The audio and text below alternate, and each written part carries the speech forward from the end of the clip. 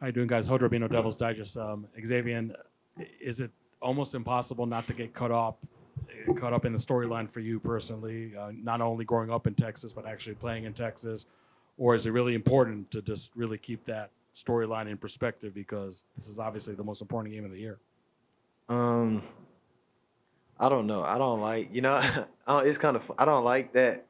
I mean, I went there, I signed there out of high school. It is what it is, but I don't like all the, I went to Texas, blah, blah, blah. Like, I'm viewing it, this is another game, but, obviously me being a Texas kid, just being there, wearing that jersey and then being somewhere else, and playing against that jersey. Obviously, it's two totally different things, but, I mean, I'm just treating it, as another game for me, really. Like, I'm excited to be playing in the Peach Bowl in Atlanta. It just so happened to be against Texas. I knew that was going, it was a possibility that it could happen. I got some guys over there, I'm pretty close with. There's pretty good players over there, but I mean, I'm focused on winning the game. It's just a regular game to me. Um, not to make you go further into it, but when you were at Texas, what maybe is different here than what you experienced there, or some similarities? Culture, people in the building. I feel like just here is just people in the building is what make it special. It's not a logo. It's not, it's not. ASU is a family. Like the whole, movement. Like everybody that represents the pitchfork, it's a family. Um, that's what I can say here. The culture that that Coach Dillingham is still here. The brotherhood that we have, the four core values that we value. The smart, tough, the ball, the team. Just all the guys, like they said, being doubted, coming from different places like me, like Texas, like USC. Um, guys like Caleb that's been here through everything. Through thick and thin, who've been here through the bad seasons, the up seasons, like guys who was at schools that was maybe counted out wasn't a good fit for them. Like we all just came together and created a family. So that's what I would say.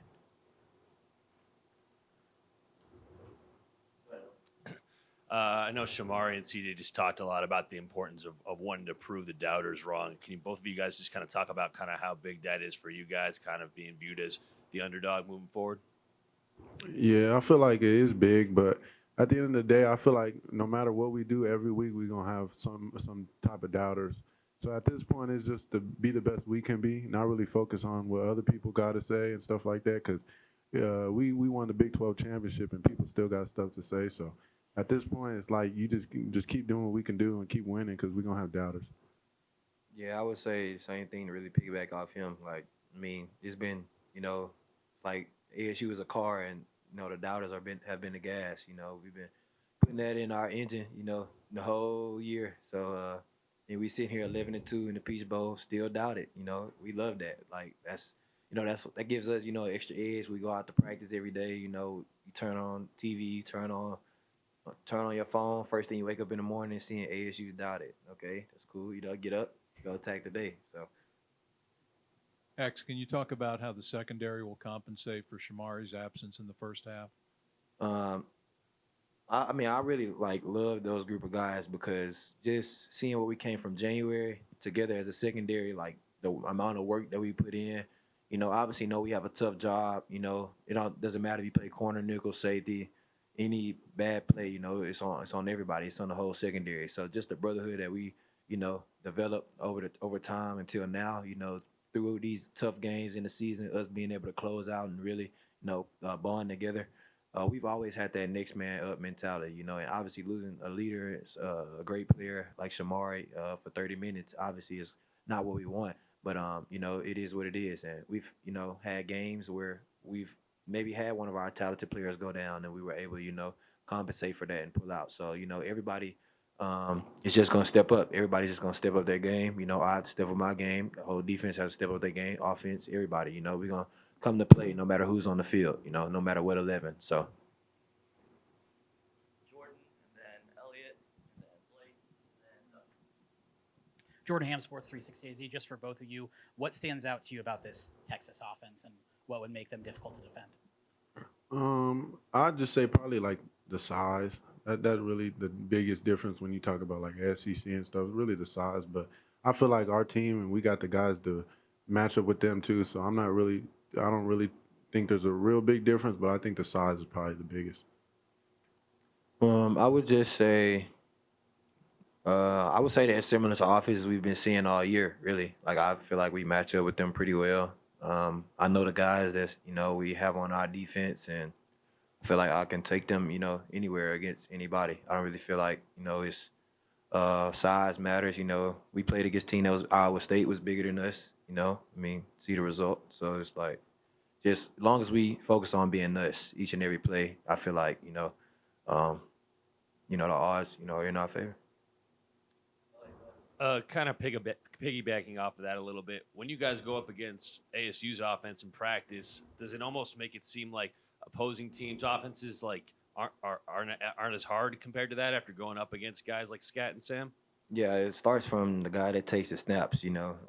Just seeing him grow from when he got here till now. Like, I can't imagine when he leaves, like what it'll be like. But he's an elite quarterback, and then the guy that's taking the snaps, handing it off, handing it off to an elite running back. Feel like those two guys, are some of the top in the country, along with our offense. You see what they've done in these games. You've seen how they scored and moved the ball all year. Credit to those guys. It's exciting when we're on the sideline watching those guys because we go against it every day at practice. So we feel like I said, fall camp and spring ball, everything we've gone through has prepared us, for these tough moments and these tough games. So we all believe in each other, and we just gonna, play our game. Blake, sorry. Oh, me. Caleb, I just wanted to ask you, you've been at ASU through the highs and the lows. What lesson is there to be learned in your story, sticking through the pain and struggle and finding success on the other side that other people can take inspiration from? Run your own race. I had a lot of teammates that were leaving, and it kind of made me want to leave. But you got to understand that everybody else's mission and goals, and everybody else's the things they do, you ain't got to do. You know what I'm saying? Your journey's different, and that's one thing I learned a lot is that just run your own race and do what you do. Guys, you guys have both played for a lot of football coaches in your careers. When did you first realize that Kenny is a little bit different just in how he operates and his approach to coaching a college football team? Well, when he first got here, I realized he was a little different. Just like even when seeing him crying in the press conference, like when he first got here, you could tell it's a different type of passion. You know what I'm saying? And then he got here, and the stuff he was preaching, he was really trying to live by. So, yeah. For me, I would say I was a highly recruited guy. So, seeing different coaches talk to you different ways can sometimes get old. But I could tell that everything he said was real and that he really cared about, kids. Like when you first go to college, you're 17, 18 years old. Some people, they might just tell you something, promise you something, just so it sounds good, just so you into it, and then, you end up going to a school or something like that. But even when I was in the transfer portal, the first conversation we had, he wanted to know about me as a person. Like he didn't care about, the football side. He really, showed that he cared about me as a person. So, obviously when it comes to football, him knowing me as a person, you naturally want to play harder for him, naturally want to do everything for him. So I would say he takes time to know his team. He creates relationships with everybody on the team, no matter if you're the best player or, no matter what you do. Like, no matter if you're a staff member, he says hi to everybody, same energy to everybody. So I think that's what really makes this program special. Like, nobody's above one another. Everybody's just, one big family. Your teammates were just in here, and they mentioned him crying maybe during team meetings. Does this happen fairly often, or? No, I wouldn't say fairly often, but we do, Coach Dillingham is emotional, he's not afraid to, let his emotions show, no matter if it's cameras, not cameras, but, I guess when it's time for him to cry, he cries, so it's just, that's just what it is. Damon Allred, Arizona Sports. Caleb, kind of piggybacking off what Blake asked, what does it mean to you to go through what you've gone through and to be leaving ASU in a better spot than you left it or than you found it? It means everything, this is what I came to college to do, is playing games like this and do things like this. And to finally just in my 5th year being able to do all of this stuff is just everything to me. Like, it's everything to my family. It's what you work for your whole life, you dream of stuff like this, and to finally have it here, it just means everything. with you guys both in leadership roles, what have you been kind of telling people? What's the messaging preparing this defense for this game? Same thing we always say, obviously bring your A game, but on defense we pride us. We like I feel like everybody on defense like loves like we are made for games like this. Like when we go out there that first drive and we all get together on that little huddle, by the numbers before you run out, like we all believe. So I'm excited. I'm really excited to run out there with this guy and the guys on the field, like, because we're being doubted by the whole world. So it's like we feel like they got to strap up just like we do. So come Saturday, January 1st, it's gonna be a war. I know that. It's gonna be a war, definitely. Like Xavion, I know that Kenny says he really doesn't talk much before the game. He actually lets you do the pregame talks, as a pretty legendary in that aspect. Have you been thinking about? You have like 3 weeks to think about this pregame talk. I gotta think it's gonna be like Oscar worthy or something. Right? Everybody says that they think I plan the speeches. It's not planned, But I mean, it's just pure passion. Like I just really love this game. I feel like I'm made for games like this. Like this is what I've been, like he said, been dreaming of since I was 4 years old.